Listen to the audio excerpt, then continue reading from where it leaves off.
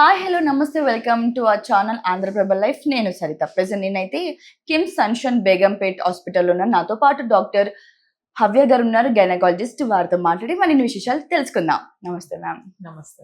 Right. So ఈ రోజు కొన్ని క్వశ్చన్స్ తో వచ్చేసాను. ఏంటంటే మొత్తం రిలేటెడ్ ఆడవాళ్ళ గురించే. అయితే మెయిన్ అందులో ఏంటంటే మేడం, నాకు ఎప్పటి నుంచి ఉన్న డౌట్ ఇది. పర్సనల్గా నాకు డౌట్ ఏంటంటే, ఇప్పుడు ఒక బిడ్డకి జన్మించేశాక తల్లి తర్వాత ఏంటంటే అంటే ఎర్లీగా మళ్ళీ కన్సీవ్ అయిపోతుంటారు. లైక్ అంటే ఆ బేబీకి ఒక 9 months 10 months ఉంటేనే మళ్ళీ కన్సీవ్ అయిపోతారు. ఎలా పాసిబుల్ ఇది? ఓకే. సో గుడ్ క్వశ్చన్ అమ్మా. ఎందుకంటే ప్రెగ్నెన్సీ అన్నది రీబర్త్ అంటారు. అంటే ఇంకొక జన్మ తీసుకుంది అని అంటారు. అలాంటప్పుడు ఏంటంటే తను మదర్ రికవరీకి మనం టైం ఇవ్వకపోతే ఫ్యూచర్ లో ప్రెగ్నెన్సీకి కానీ లేకపోతే ఫ్యూచర్ లో పుట్టే బేబీకి కానీ మనం కొంచెం గ్రోత్ లో లోపాలు చూడటం అన్నది చూస్తూ ఉంటాం. ఓకే. సో అందరికీ అలా అవుతుందని కాదు, but as much as possible ఒక పురుడు అయిపోయిన తర్వాత దెన్ అట్లీస్ట్ మనం ఒక 2 years is a gap, ideal gap. ఆ మదర్ లో ఏవైతే మనకి అన్ని డెఫిషియన్సీస్ వస్తాయో, ఐరన్, కాల్షియం ఆర్ జనరల్ తనకి ఫెటీగ్ అన్నది ఏదైతే ఉంటుందో ఇవన్నీ బాడీ రికవర్ అవ్వటానికి ఐడియల్లీ మనకి 6 to 8 weeks లో ఇమీడియట్ గా నార్మల్ స్టేట్ కి వచ్చేస్తారు అని థియరీ ప్రకారం మాట్లాడతాం. బట్ వాళ్ళకి పూర్తిగా బాడీ రికవర్ అయ్యి వాళ్ళ రొటీన్ లోకి తల్లికి కూడా రికవర్ అవ్వాలి, పిల్లడు కూడా రికవర్ అయ్యి మళ్ళీ బాడీ అంతా సెట్ అయితే బాగుంటుంది అంటారు. సో అట్లా దానికి మినిమం అట్లీస్ట్ 1.5 to 2 years అని అంటాము. యూజువల్ గా ఏంటంటే డెలివరీ కానిపోయిన తర్వాత ఫస్ట్ మనకి పీరియడ్ రావటం అన్నది చాలా మందికి వేరే వేరే టైమ్స్ లో వస్తుంది.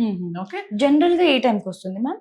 సో యూజువల్ ఏంటంటే డెలివరీ అయిన తర్వాత ఎర్లీ యాజ్ 3 weeks నుంచి okay as late as 3 years వరకు కూడా రాకుండా చూస్తాం. ఎవరైతే బేబీకి బ్రెస్ట్ ఫీడింగ్ ఇస్తూ ఉంటారో ఆ బ్రెస్ట్ ఫీడింగ్ ఇచ్చేటప్పుడు రిలీజ్ అయ్యే కొన్ని హార్మోన్స్ వల్ల మనకి ప్రెగ్నెన్సీ తర్వాత మనం బ్లీడింగ్ అన్నది చూడం, రెగ్యులర్ మెన్సెస్ అన్నది చూడం. ఎక్స్క్లూజివ్ గా బ్రెస్ట్ ఫీడింగ్ చేసే వాళ్ళలో ఇది కామన్ అన్నమాట. దాన్ని లాక్టేషనల్ ఎమెనోరియా అంటాం. అంటే మెన్సెస్ రాకుండా. సో చాలా మందికి అపోహ ఏంటి, మెన్సెస్ రావట్లేదు కదా, నాకు పీరియడ్స్ రావట్లేదు కాబట్టి నాకు ప్రెగ్నెన్సీ వచ్చే ఛాన్స్ లేదు అని అనుకుంటారు. బట్ అన్ఫార్చునేట్లీ వాళ్ళకి తెలియని విషయం ఏంటంటే లోపల ఒకవేళ బయటకు మెన్సెస్ లాగా రాకపోయినప్పటికీ ఎగ్ అనేది రిలీజ్ అవుతూ ఉంటుంది. ఓవం రిలీజ్ అయితే చాలు, ఓవ్యులేషన్ అయితే చాలు, మనకి ప్రెగ్నెన్సీ వచ్చే ఛాన్సెస్ ఆర్ హై. ఓకే. అందుకనే కంపల్సరీ ఒక డెలివరీ అయిపోయిన తర్వాత ఏదో ఒక విధమైన కాంట్రాసెప్టివ్ మెథడ్స్ అన్నది వాడటం అన్నది ఆ స్పేసింగ్ ఆఫ్ ప్రెగ్నెన్సీకి చాలా important. Okay okay. And then madam, కొంతమందికి ఇలాగా డెలివరీ అవుతున్నప్పుడు ఓవర్ పెయిన్స్ వస్తాయి. పాపం ఒక 2 days వరకు పెయిన్స్ వచ్చిన 3rd day or 4th day delivery అయ్యే కేసెస్ కూడా మీరు చాలా చూసే ఉంటారు. అయితే పెయిన్స్ అనేది అది మీరు ఇందాక చెప్పినట్టు మరో జన్మ నిజంగా చచ్చి బతకడం అంటారు, ఒక తల్లి జన్మనివ్వడం. ఆ పెయిన్స్ ఓవర్ గా వచ్చినప్పుడు ఎలా డీల్ చేస్తూ ఉంటారు మీరు? ఓకే. లేబర్ పెయిన్స్ అన్నది అసలు ఫస్ట్ మనం ప్రెగ్నెన్సీలో అవి నిజంగానే లేబర్ పెయిన్సా, ఫాల్స్ లేబర్ పెయిన్సా అలా కూడా ఉంటుందా? So late stages of pregnancy అంటే మనకి 3rd trimester 8th month 9th month పడిన తర్వాత కొంతమందికి మధ్య మధ్యలో పెయిన్స్ వచ్చి తగ్గిపోతూ ఉంటాయి. ఓకే. లైట్ గా పెయిన్స్ వచ్చి 1 or 2 seconds ఉండి డేలో 1 or 2 times అట్లా వచ్చి పోతున్నాయి, అవి పెరగట్లేదు పెయిన్స్ అంటే వాటిని ఫాల్స్ లేబర్ పెయిన్స్ అంటాం. సో అట్లా పెయిన్స్ ఉన్నప్పుడు అనవసరంగా కంగారు పడాల్సిన అవసరం లేదు. బట్ పెయిన్స్ వచ్చి తగ్గకుండా అంటే ఎవ్రీ 10 minutes ఒకసారి మనకి పెయిన్ అనిపించటము, పెయిన్ ఇంటెన్సిటీ పెరుగుతూ ఉండటము, అట్లా ఉంటే వాటిని లేబర్ పెయిన్స్ అంటాం. ఇట్లాంటి లేబర్ పెయిన్స్ కొంతమందికి నెలలు నిండకుండా ముందు కూడా వస్తూ ఉంటాయి. ఇవి రికగ్నైజ్ చేయడం చాలా important. So pre term labour లోకి వెళ్ళే అంటే నెలలు తక్కువగా లెస్ దాన్ 37 weeks ఎప్పుడైతే మనకి వాళ్ళకి లేబర్ పెయిన్స్ ముందుగానే స్టార్ట్ అయితే దాన్ని ప్రీ టర్మ్ లేబర్ అంటాం. అప్పుడు బేబీ టైం కన్నా ముందు పుట్టేస్తే బాక్స్ లో పెట్టుకోవాల్సి రావటం, ఐసీయూ కేర్ ఇవన్నీ అవసరం అవుతాయి. అవి రికగ్నైజ్ చేయడం ఇంపార్టెంట్.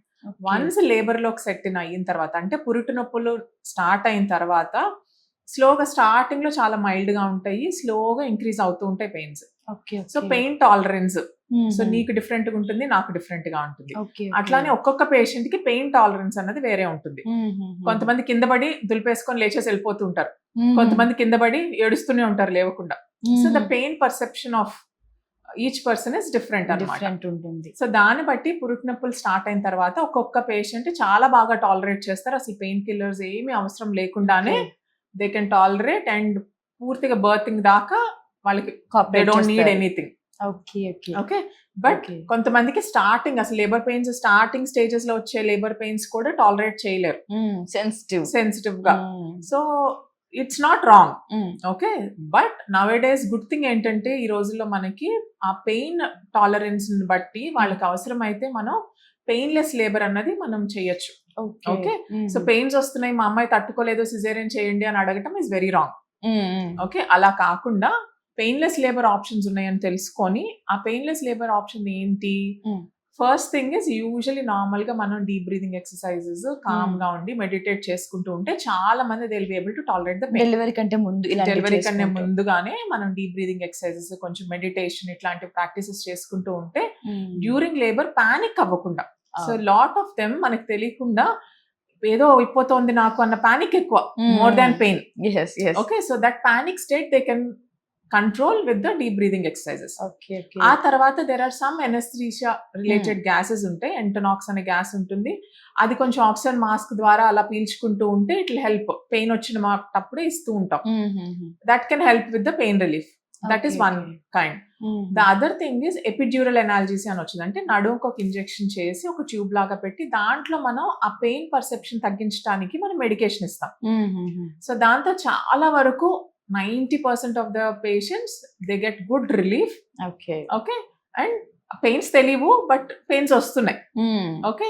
డెలివరీ చాలా స్మూత్ గా అయిపోతుంది, చాలా కంఫర్టబుల్ గా pregnancy journey and delivery journey will be there అయిపోతుంది. మేడం, ఈ డెలివరీ అంటే ఈ 9 months ప్రాసెస్ లో ఒక దగ్గర కొంతమందికి ఉమ్మనీరు అనేది పగిలిపోతుంది.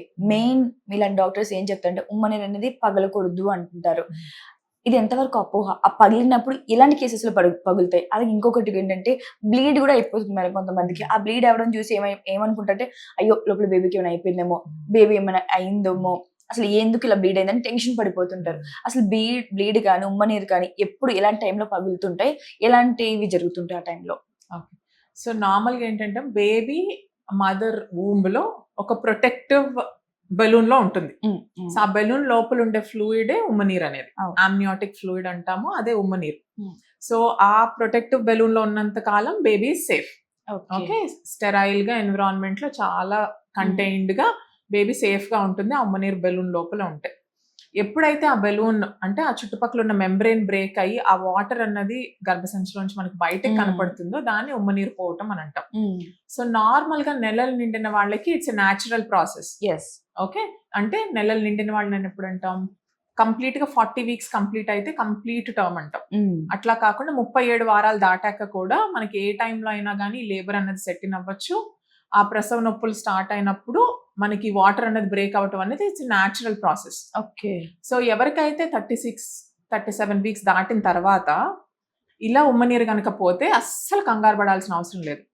So that is a natural process. Labour process 37 weeks. Okay. 37 వారాలు దాటిన తర్వాత అంటే 9 నెలలు కంప్లీట్ గా నిండిన తర్వాత 37 weeks తర్వాత ఏ టైంలో ఉమ్మనీరు పోయినా కానీ కంగారు పడాల్సిన అవసరం లేదు. అది వాళ్ళ లేబర్ ప్రాసెస్ లో ఎర్లీ స్టేజ్ అన్నట్టు. దాని తర్వాత ఎలా పురుటి నొప్పులు తెప్పించాలి, ఎలా డెలివరీ చేయాలి అన్నది doctor will take care. Okay. అలా కాకుండా 37 వారాలు నిండకుండా ముందు ఎప్పుడైతే వాటర్ బ్రేక్ అయిందో దాన్ని ప్రీ టర్మ్ లేబర్ అంటాం. Pre term rupture of membranes అంటాం. ఓకే. అలా ముందుగానే ఉమ్మనీరు పడిపోతే ఎన్నో వారంలో అలా అయింది, బాగా బేబీ ప్రీమెచ్యూర్ గా పుడుతుందా ఆర్ ఫ్యూ డేస్ ప్రీమెచ్యూర్ గా పుడుతుందా అంటే 36-37 వారాల మధ్యలో almost baby will be usually safe. మనంత కంగారు పడాల్సిన అవసరం లేదు. సో అందుకని ఎప్పుడైనా కానీ ఎనీ టైమ్ ఆఫ్ ప్రెగ్నెన్సీలో ఉమ్మనీరు వన్స్ బ్రేక్ అయిన తర్వాత విత్ ఇన్ 24 hours అన్నది బేబీ డెలివరీ చేయడానికి మనం ట్రై చేస్తాం. ఎందుకంటే ప్రొటెక్టివ్ బెలూన్ ఓపెన్ అయిపోయింది, then it becomes a chance for infection to go. బేబీకి వెజైనా నుంచి పైకి ఇన్ఫెక్షన్ వెళ్ళి బేబీని ఇన్ఫెక్ట్ చేసే ఛాన్సెస్ ఆర్ హై. ఓకే. అందుకని ఉమ్మనీరు బ్రేక్ అయిన తర్వాత ఇమ్మీడియట్ గా డాక్టర్ దగ్గరికి చూపించుకోవటం, మనకి ఎన్ని వారాలు ఉన్నాయి చూసి అసలు మనం ప్రెగ్నెన్సీ కంటిన్యూ చేయొచ్చా లేదా. ఒకవేళ బాగా ఎర్లీగా అంటే 5th month లో 6th month లో ఉమ్మనీరు పోయినాయి అనుకో, అప్పుడు డెలివరీ చేయలేం కదా బేబీని. అందుకని ఆ ఉమ్మనీరు సీల్ అవ్వటానికి కానీ ఉమ్మనీరు అలా అప్పుడప్పుడు ఏంటంటే చిన్న బ్రేక్స్ వచ్చి క్లోజ్ అయిపోతూ ఉంటాయి. అలాంటప్పుడు బ్రేక్ అనేది ఎలా వస్తుంది మేడం? ఆ మెంబ్రెయిన్ మీద ఏదైనా ప్రెషర్ పడినప్పుడు ఆర్ ఆ Okay, చుట్టుపక్కల okay. మెంబ్రెయిన్ ఏదైనా వీక్ గా ఉన్నప్పుడు, ఓకే ఓకే, అలాంటి టైమ్స్ లో ఆర్ ప్రెషర్ పడ్డా ప్రెషర్ పడ్డప్పుడు, చిన్న పిల్లల మీద పడ్డా ఓకే ఓకే చిన్న పిల్లల మీద అంటే నాట్ దట్ మళ్ళీ అది అనవసరంగా కంగారు పడతారు. ఓకే, సో దట్ ఈస్ కొంచెం జాగ్రత్తగా ఉండడం బెస్ట్ అంటారు. yes. ఇంకా 6 or 7 months దగ్గర. ఓకే మేడం, నెక్స్ట్ థింగ్ ఏంటంటే ఈ బ్లీడింగ్ గురించి, ఇది ఎందుకు అలాగా వస్తుంది? చాలా చాలా మంది కూడా నా దగ్గర అడిగిన క్వశ్చన్ ఇది యాక్చువల్ గా. ఎందుకు ఆ టైంలో అంటే బ్లీడ్ అవ్వకూడదు అని అంటుంటారు డాక్టర్స్, కానీ బ్లీడ్ అవుతుంది. Reason why? ఓకే, ప్రెగ్నెన్సీలో బ్లీడింగ్ అన్నది ఏ టైంలో అవుతుందంటే మొదటి 3 నెలల్లో అవుతుందా, సెకండ్ హాఫ్ లో అవుతుందా, లాస్ట్ లో అవుతుందా అన్న దానికి వేరే వేరే రీజన్స్ ఉంటాయి. ఓకే ఓకే, సో ఈ మధ్య ఈ రీసెంట్ 10-15 years నుంచి మనం ఫస్ట్ 3 months లో బ్లీడింగ్ అన్నది చాలా కామన్ గా చూస్తున్నాం. ఓకే, ఎందుకంటే ప్రెగ్నెన్సీ సెట్ అయినప్పుడు ఆ ఫస్ట్ ఇంప్లాంటేషన్ దగ్గర నుంచి ఆ బేబీ ఫస్ట్ 3 months వరకు మనకి గుడ్ బాడీలో ఆ మదర్ ఏదైతే ఉంటుందో మదర్ బాడీలో ఆ ప్రెగ్నెన్సీని సపోర్ట్ చేసే హార్మోన్స్ బాగా రిలీజ్ అవ్వాలి. ఓకే ఓకే, న్యాచురల్ ప్రెగ్నెన్సీస్ లో ఏంటంటే బాడీ ప్రిపేర్డ్ గా ఉంటుంది. ఓకే, నేను ఇప్పుడు డెలివరీకి రెడీ అవ్వాలి, నేను ఇప్పుడు ప్రెగ్నెన్సీకి రెడీ అవ్వాలి అని న్యాచురల్ ఇన్స్టింక్ట్ ద్వారా మనకి హార్మోన్స్ అనేవి కరెక్ట్ మోతాదులో రిలీజ్ అవుతాయి. సో ఈ రోజులో ఏమవుతుంది మనకి because of unhealthy life style, so natural గా ప్రెగ్నెన్సీస్ రావటమే తక్కువైంది. ఓకే, సో అందుకని మనం ఆర్టిఫిషియల్ మెథడ్స్ ద్వారా, వెదర్ టాబ్లెట్స్ ద్వారా కానీ, ఐవీఎఫ్ ద్వారా కానీ, ఐఐ ద్వారా కానీ మనం బయట నుంచి ఇండ్యూస్ చేసి ప్రెగ్నెంట్ అవుతున్నాం. ఇలా అయినప్పుడు బాడీస్ న్యాచురల్ మెకానిజం ద్వారా రావాల్సిన హార్మోన్స్ అనేవి సపోర్టింగ్ ప్రెగ్నెన్సీకి సపోర్ట్ చేసే హార్మోన్స్ తగ్గుతున్నాయి. ఓకే, దాని వల్ల ప్రెగ్నెన్సీస్ కొంచెం వీక్ గా ఉండి ఫస్ట్ 3 months లో మనకి లైట్ గా స్పాటింగ్ అవ్వటం కానీ, బ్లీడింగ్ అవ్వటం కానీ ఇట్లాంటివి చూస్తూ ఉంటాం. అది కాకుండా ఎప్పుడైనా ప్రెగ్నెన్సీ అన్హెల్దీగా ఉంటే కూడా ఓకే, ఎర్లీ మిస్క్యారేజెస్ అంటాం. అంటే ఫస్ట్ 3 months లో అయ్యేవి యూజువల్ గా మిస్క్యారేజెస్ ఏవైతే ఉంటాయో, ఇఫ్ ప్రెగ్నెన్సీ ఈజ్ అన్హెల్దీ అంటే కొన్ని జెనెటిక్ ఇష్యూస్ వల్ల కానీ, ఏదైనా ప్రెగ్నెన్సీ బేబీ గ్రో అవ్వట్లేదు అంటే కూడా మనకి ఎర్లీ మిస్క్యారేజెస్ అయ్యి డెలివరీ అయిపోవటం చూస్తాం. లేటర్ స్టేజెస్ ఆఫ్ ప్రెగ్నెన్సీస్ లో బ్లీడింగ్ అన్నది ఏంటంటే అప్పుడప్పుడు ప్రెగ్నెన్సీకి సపోర్ట్ చేసే ప్లసెంటా అని ఉంటుంది, మాయ అంటాం కదా. సో ఆ ప్లసెంటా అన్నది కరెక్ట్ పొజిషన్ లో ఉండకుండా కింద ఉంటుంది, బేబీ కన్నా కిందగా ఇంప్లాంట్ అవుతుంది. అంటే యూటరస్ మౌత్ దగ్గర సర్విక్స్ మీదకి ఇంప్లాంట్ అయి ఉండటం వల్ల పైన బేబీ ఉమ్మనీరు ఈ ప్రెషర్ అంతా అప్పుడప్పుడు ప్లసెంటా మీద పడటము, లేకపోతే యూటరస్ ఎక్స్పాండ్ అయ్యేటప్పుడు దాని కింద సపోర్ట్ లేకపోవటం ఉండి ఆ ప్లసెంటా సెపరేట్ అవుతుంది. ప్లసెంటా ఇస్ పెద్ద డేంజర్ అయితే ఏం కాదు. Danger it is danger. Okay, దేని వల్ల బ్లీడింగ్ అవుతుందని అసెస్ చేయటం ఇస్ ఇంపార్టెంట్. ఓకే, ప్రెగ్నెన్సీలో బ్లీడింగ్ అన్నది నువ్వు అన్నట్టు అసలు అవ్వకూడదు. ఎందుకు అవుతుంది అన్నదానికి we should find a reason. కొంతమందికి లైట్ గా 1 or 2 spots బ్లీడింగ్ అయ్యి ఆగిపోతుంది, కొంతమందికి హెవీగా బ్లీడింగ్ అయ్యి మిస్క్యారేజ్ అయిపోతుంది. So any kind of bleeding in pregnancy is not normal. Okay, అది గుర్తించడం కూడా ఇంపార్టెంట్ విషయం. ఓకే ఓకే, ఇంకొక లాస్ట్ క్వశ్చన్ మేడం, ఏంటంటే అందరి పిల్లలు నార్మల్ గా అయితే పుట్టరు.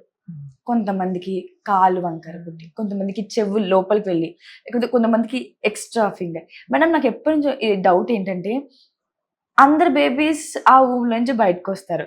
సో ఆ లోపం అనేది తల్లి వల్ల వస్తుందా, లేకపోతే ఆ తల్లి కేర్ ఎక్కువ చేయడం లేకపోవడం వల్ల వస్తుందా? అసలు యాక్చువల్ గా ఈ అంగవైకల్యం అనే పిల్లలు ఎందుకు పుడతారు, ఎలా పుడతారు?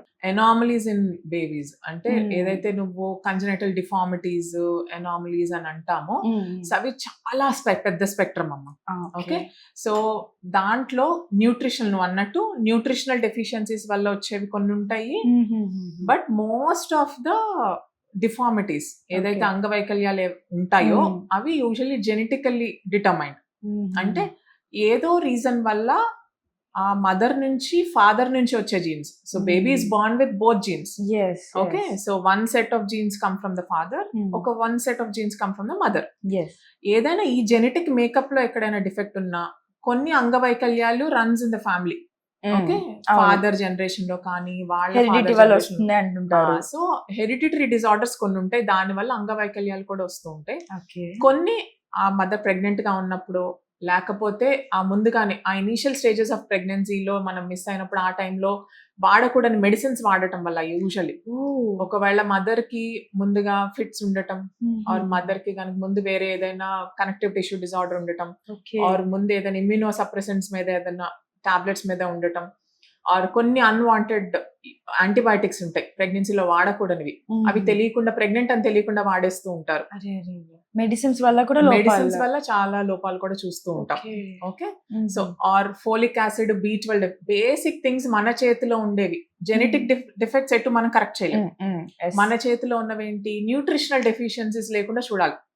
సో ఎవరైనా కప్పులు మ్యారేజ్ అయిన తర్వాత ప్రెగ్నెన్సీ కోసం ప్లాన్ చేసుకుంటున్నామని డిసైడ్ అయినప్పుడే బేసిక్ వర్కప్ ఒకటి చేయించుకొని మన బ్లడ్ లో హిమోగ్లోబిన్, వైటమిన్స్ ఇవన్నీ కరెక్ట్ లెవెల్స్ లో ఉన్నాయా లేదా, మన థైరాయిడ్ కరెక్ట్ గా ఉందా లేదా, ఇవన్నీ చెక్ చేసుకొని స్టార్టింగ్ ఫ్రమ్ 1 month జాగ్రత్త పడితే ముందుగానే అసలు ప్రెగ్నెంట్ అవుదామన్న థాట్ ఉన్నప్పుడే ఎర్లీ స్టేజెస్ లోనే బిఫోర్ యూ గెట్ ప్రెగ్నెంట్ మనం ఇవన్నీ కరెక్ట్ చేసుకుంటే ఈ లోపాలనేవి మనం బేబీలో అవాయిడ్ చేయగలం.